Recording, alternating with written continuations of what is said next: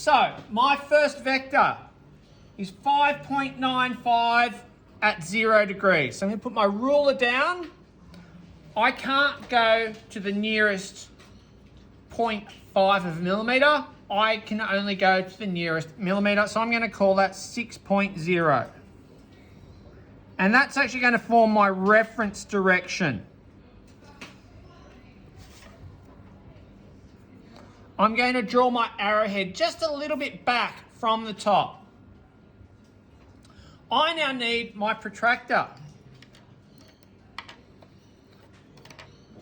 Now my second vector was at bearing 163.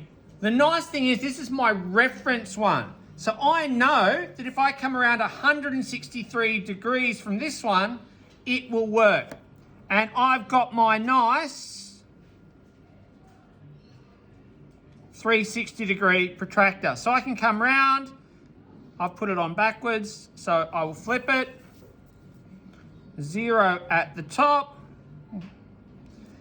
163 is down here, 160, 1, 2, 3. I'm going to put a little mark there. Now that's only very faint, you might not be able to see it. I'm going to come in with my ruler, I'm going to line it up on that, and I'm going to say that one was 6.76. So I'm going to draw my line 6.8. And I'm going to stop. Now, I'm going over it again. I normally would just do the one, but I need it to show up fairly well. Again, an arrow near but not at the tip. My final one, ideally I would have a grid or something I could reference, but in this case I don't. I have to reference from this line.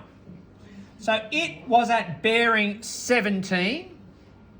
That's an interesting coincidence because this one was already effectively at 17. I could come round and go 163 and find a new reference line, or I could go 17 here, which is 180 minus 163, draw a new reference line, or I can just go straight and add 180 minus 163, and then I can work out that that should be 34 degrees from the end of that one. So there's my dash. And that was 6.90 metres, which is really nice because that is 6.9 centimetres on my drawing. Line that up, line that up. 6.9. And I am going to draw my arrowhead. Now, there's my vector diagram. So I'm going to draw my resultant. I'm kind of going backwards on this, but for drawing it, that's okay. I'm going to draw it dashed for the simple reason that then I can tell that it is my resultant. I'm going to draw an arrowhead there. I'm then going to measure it. And I get an answer of, looking at this, it's a bit hard to see for you, but that is 7.3 centimetres. Therefore, 7.3 metres is my resultant.